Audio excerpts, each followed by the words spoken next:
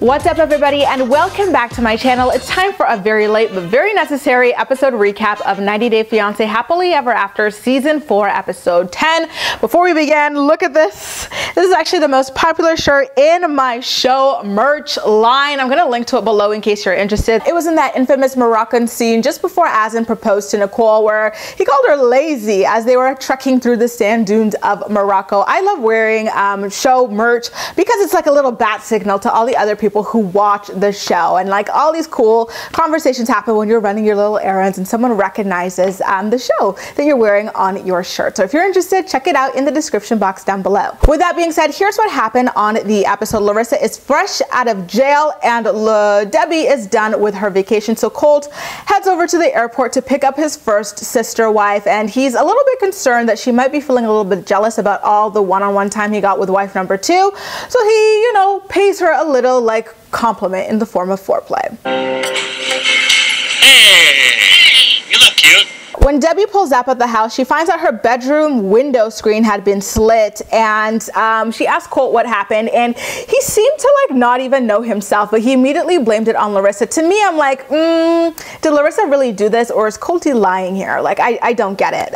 So she goes into her bedroom and she finds that someone had been going through her stuff, and of course she blames it on Larissa. If it was Larissa, I think that it was the time when she was looking for money to get her hair done, as we saw in the last episode, and if she did take money from Debbie, then that would have been theft. So that is absolutely wrong. Hopefully that is not the case. In Mechanicsburg, Ashley arrives at the barbershop to get some intel on Jay's cheating ways with a new woman she discovered on Instagram. One of the barbers named Michael says that he decides to tell Ashley the truth about Jay cheating on her because, he doesn't want Jay to think he can just go around hurting people, on a whim, like he feels like it. That's not the way you go through life. And he also said that it's because he had a daughter, and he hoped that anyone who knew about what was happening, if Ashley were his daughter, would come forward, and that's why he's just, going to be honest with her. So it turns out that Jay took his barbering skills to the bathroom with a random woman. Kendall tells Ashley that they found out when there were like a lot of like sex noises coming from the washroom, and Jay refused to let anyone in there, and he's like, I took him out back and it seemed like he strangled him on the video. He shows us the video of what he did to Jay when he caught him in the bathroom with this other woman. And I was like, yo, dude, like, why would you do that? I hope this is staged for the show because, you're showing yourself committing a crime on television, on video. It's not the smartest thing to do. In the teen mom world, Amber's criminal issues stemmed from her on camera committing domestic violence. So, reality television footage very well can be used. So I thought that was not a good idea at all. So Ashley decides that she's had it with Jay after this and that she's going to be fighting to get him deported. Like, that's the go-to thing for all these Americans. I'm getting your ass deported. Danielle legitimately started a trend here. In the Dominican Republic, Pedro returns to the hotel room that he did Chantel in, and she tells him that she felt alone last night and that he didn't care about her feelings because he left her there. And she asks him for a mini getaway, like even just going to the beach or something like that for the two of them, just to work on their relationship and their connection, because obviously it's been stressed for the past couple of months. And Pedro says no, he wants to spend time with his family, like maybe another time. And I feel like the real reason was because Karaima or Nicole or somebody was waiting for him in bed somewhere else in the Dominican Republic. It's just so sad to see the way these two consistently turn away from each other, like they both want things from each other that are relatively simple, right? They want apologies, they want respect, and they want to feel heard, and they want to feel validated. They can each give that to the other, but the problem is that they want to be right more than they want to be right for each other, and it's very sad. Andre's dad is flying in from Moldova to make it for Eleanor's birth, and Libby's a little bit nervous because she thinks Andre might tell him a little bit too much about the familial drama, which is quite ironic because she is the queen of that. Andre's father doesn't speak English, so Andre is worried about how he's gonna, manage flying into America. Apparently he hadn't flown for over 30 years or something like that, and he doesn't speak English at all, like I just said. So, he is understandably like on edge about the whole thing, and quite frankly, I would be too. In a very unfortunate turn of events, like bad thing after bad thing keeps happening to Andre's dad as he's trying to fly in. Like one of his flights was delayed due to weather, so they were stuck on the tarmac for a couple of hours, so he missed the next flight, then this, then that, and so he winds up being stranded in New York. I don't know if it's JFK or LaGuardia or whatever, but he's in New York. And so Andre gets the news. He rushes home. I guess he's from the gym or something because he's all sweaty with a towel. And he's just such an asshole when he's explaining the situation to Libby. I feel so bad for him. Is he okay? He's not okay, obviously. Like, he's been traveling first time in his life, like, for this kind of distance. I'm just gonna buy a ticket now, that's it. Do we have money to buy a ticket? We're gonna find money to buy a ticket because this is family, okay? Like, this is a stressful moment now, like, and you have to help me. You don't sabotage me like with $600 over I'm here. trying to help. My dad will freaking buy this. He then demands $600 for a flight so that he can go up there and pick up his dad and help him come back down. And I felt like that was a little bit unreasonable. Yes, your dad does not understand English. Yes, he had a rough time with the flights, but he literally had one last flight from New York down to Florida, right? Like, he made it this far. I'm pretty sure he'll be just fine with that last flight. Like, I felt like that was a little bit overkill, but you know, I don't know. Like, I felt like Andre could have just been like, okay, take this phone, listen to me, go find someone in customer service and put me on the phone and we'll explain back and forth and get you on that thing. Or just give them your ticket and they'll get you on, because it was literally one last flight. The dad could have done it alone. But I was talking to Wahema from Just Call Me Wah. We recapped it actually on Instagram Live earlier today, and her perspective was that she understood all the anxiety that Andre was already having, you know, because he'd been alone for so long in America and he was just so anxious to get his dad and overprotective and all of that. So that's why he went over. So, you know, I can respect that opinion as well. So when it comes to the money for the flight, obviously Andre and Libby don't have the money, right? Andre's not working, Libby's doing all the work. They already got an advance from the dad that they owe him money back for, maybe, and they've got a kid on the way. They're buying secondhand clothes and stuff because, you know, they're struggling at the moment. So $600 is just not in the picture. But Andre's like, no, this is for family. Don't, don't terrorize me or whatever over $600. Like, he is very adamant about it and he's not like hearing no. And Libby's first thought is, oh, I'll go get my dad's credit card or whatever. And obviously that causes a fight because she knows very well Andre does not want the dad funding the lifestyle anymore because he feels like it's held over his head. So I feel like if Libby really did want to be a problem solver here, she would have just secretly been like, okay, you go pack your bags and I'll take care of the ticket on her account or whatever, and secretly used her dad's credit card. Problem solved. She did not have to throw that out there, but she did. And then Andre was like, no, we're going to use our own money. And what happened? So he is paying for it, you know, using Libby's money, which is probably secretly her dad's money, and he demands that she goes ahead and packs his bag. The best thing to do is just give her my bag, put like some shirts over there, like a pair of extra jeans. You're asking me to pack your bag, yet you won't even look at me and you're not listening to me. Just go pack my bag. No, honey, can you please pack my bags? Or this or that. No eye contact, no warmness in his voice, just a harsh pack my bags. Either Libby has the patience of a saint or like the self-esteem of a rock. Like, I don't know what it is, but I could not deal with this guy. I don't know how she does it. Back in Mechanicsburg again, Ashley calls Jay to tell him that she'll have him deported if he comes anywhere near her house again. And she calls her friend to ask her to meet her at home so they can vent and cry together. Why does she drive with her leg up like that? It is so freaking dangerous. If she ever were to, God forbid, crash or something, that would impale her like through the chest, through the throat, something. It's ridiculous. Jay admits that the girl wanted to blow him in the bathroom of the barbershop, but claims that they did not have any sex.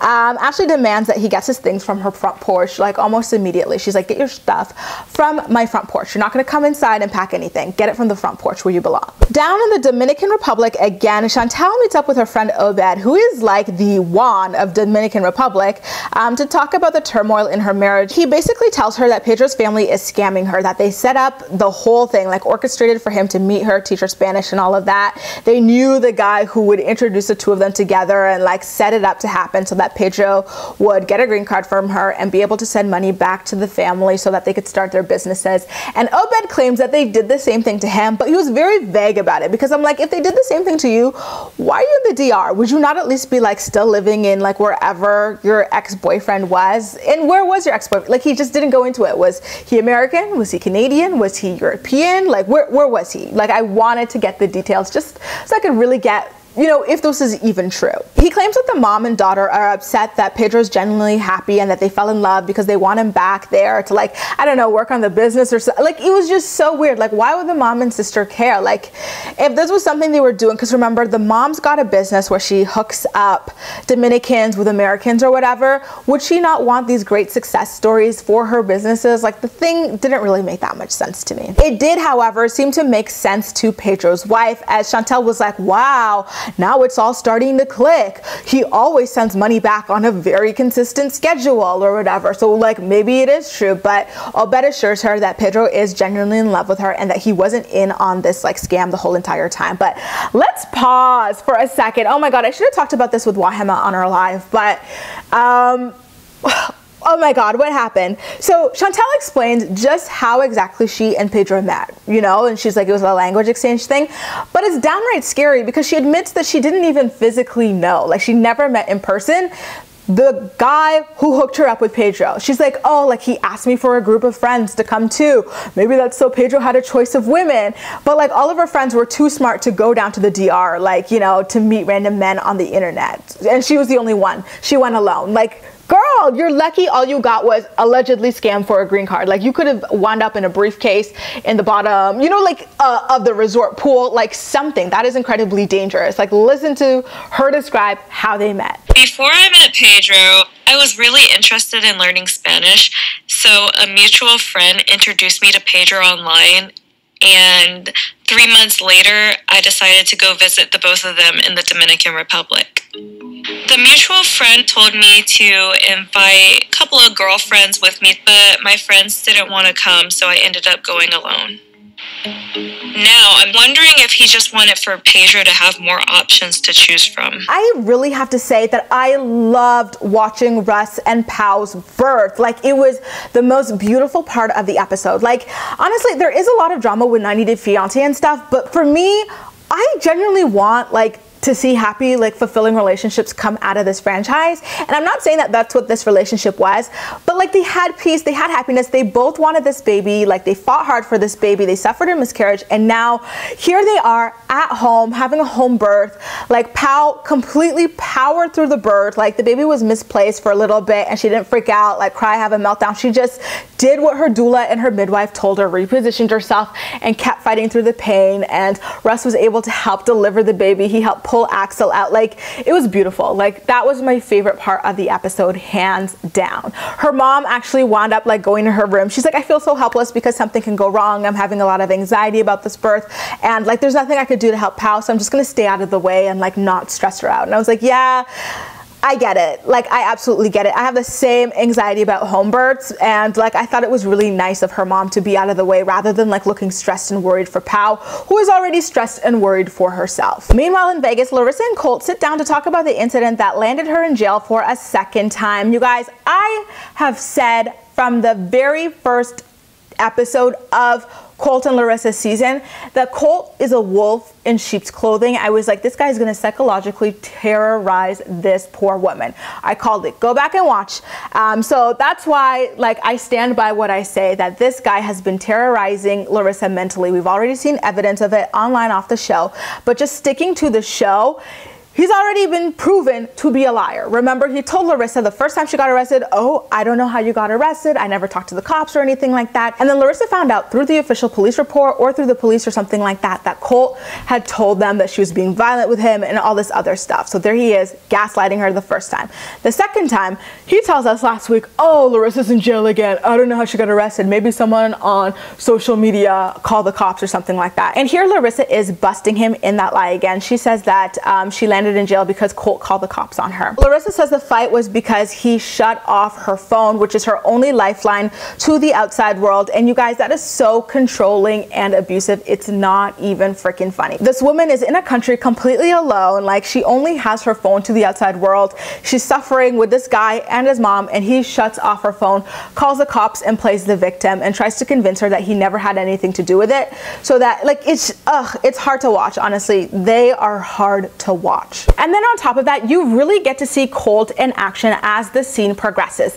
He and Larissa are just sitting there. She's being calm with him, trying to explain why she's upset, and he flips out at her, right? He's like, oh my God, you never, like, you're always on attack mode, you're always this, and she's speaking very calmly. And then things calm down, and Larissa calmly tells him, Colt, if I end up in jail a third time, I'm done with this relationship, okay? And you know what Colt says to her? Colt goes, oh wow, we better simmer down before things escalate. I wouldn't want the cops to get called. And Larissa clocked him on that. She's like, oh, is that a threat? I feel like his mask slipped, and we saw exactly what the hell has been happening and what Larissa has been dealing with all this time. No. I don't think I can do anything else here. I don't want this scenario to escalate. I don't want the police to be called again. You know what I mean? Are you threatening me? I'm not. Back down in the Dominican Republic again, Chantel calls her family to tell them about what's been going on with all the drama surrounding herself, Pedro's mom and her sister and his sister and everything. And her mom gives her some brilliant life advice that I'm sure she'll cherish for the rest of her life. Lydia was talking so much trash about our family. Well, listen, jealous people are but wishers. And what do they wish? Why, they wish that they were you. In her case, I believe that she's wishing that she were me. And now in the final scene of the episode, Jay's mistress calls Ashley to admit to the hookup and claims that Jay never told her who Ashley was. And Ashley doesn't buy her lies because she's like, we pulled up to your barbecue together and acted like a married couple. There's no way in hell you did not know that I was with this guy. And I agree with her. Listen, they're both wearing rings, arriving somewhere together, leaving somewhere together, a barbecue. Like, really, girl, you didn't know he was married?